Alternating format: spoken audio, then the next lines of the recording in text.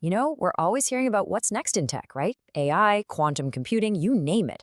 But what if the real lessons, the most important ones for tomorrow, are actually hidden in the past? I'm talking about the wild, totally weird, and sometimes hilariously wrong predictions people made way back when. That's what we're going to dig into today, these old prophecies about computing and what they can tell us about our own crazy tech world. Okay, just picture this for a second.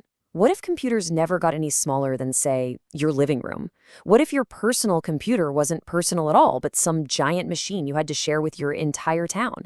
It sounds like something out of a weird sci-fi movie, doesn't it? But nope, this was the future that some of the smartest people alive back in the day actually thought we were heading for. I mean, the difference between what they thought would happen and what actually happened, it's just staggering. The expectation was these enormous, centralized computers for a handful of experts. The reality? Well, you're probably holding more computing power in your hand right now than existed on the entire planet back then. And it's all connected. That massive gap, that's where our story really gets interesting. All right, so let's dive into our first section, future predictions gone wild. We're going to look at some of the most out there and honestly kind of funny predictions from the early days. Okay, some of these ideas were, let's just say, truly bonkers. Can you imagine sending data across the city using those old school pneumatic tubes? The ones they use for cash in department stores? Whoosh! Or the idea that one single gigantic mainframe would power an entire city, and that would be the peak of technology. And look, these weren't just crazy fantasies. These were serious ideas based on what they had to work with at the time, which was basically giant vacuum tubes and machines that took up entire buildings and guzzled electricity. But here's the thing, and this is really important. The people who came up with this stuff, they weren't foolish, not at all. They were brilliant. They were just playing with the cards they were dealt. They were looking at their current tech and logically thinking, okay, where does this go next? What they couldn't see, what no one could see, were the two revolutions about to hit. The transistor, that tiny little game changer, and the idea of hooking computers up into a network. But, it wasn't all wild misses, which brings us to our next part, the hits and the misses. You'll see that some of these early predictions were so spot on, it's actually kind of spooky. Just listen to this. This is from J.C.R. Licklider, way back in 1960. He's talking about a future where human brains and computers are coupled together very tightly in a partnership. I mean, come on. He's basically describing the internet. This idea of a man-computer symbiosis, a partnership between us and our machines to access a network of information.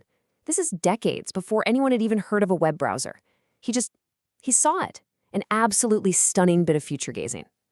And Licklider wasn't the only one. If you go back even farther to the 1940s, you've got the legend himself, Alan Turing. While he was busy breaking codes, he was also writing about artificial intelligence and machine learning. He totally got the deeper, philosophical implications of what computers could become, way, way before the tech was even close to making it happen. So, what was the big game changer? What took us from room-sized machines to pocket-sized ones? Well, it was this relentless, incredible march of making things smaller and smaller. See, the early forecasters thought computers had to be huge because their building blocks, vacuum tubes, were huge. What they totally missed was how fast that would change. That jump from vacuum tubes to transistors, and then from transistors to integrated circuits, it was exponential. Suddenly you could cram unbelievable power onto these tiny little chips. So this is the big question, right? If you had these brilliant people like Licklider and Turing who were basically nailing it, why did almost everyone else get it so wrong?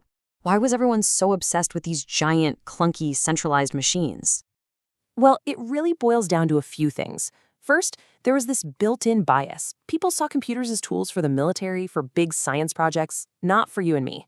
Then there's the money. All the Cold War funding was getting poured into these massive systems for defense and spying, not into making something for the average person. And the last piece, the absolutely insane speed of Moore's Law. The idea that computing power would double every couple of years. It was a pace that nobody's imagination could keep up with. But, beyond all the tech and the money, there was one massive, fundamental piece of the puzzle that almost every single early prediction just completely missed. See, all those early visions? They were totally obsessed with the machine, the hardware, the speed, the raw power. All they asked was, what can this big, fancy box do?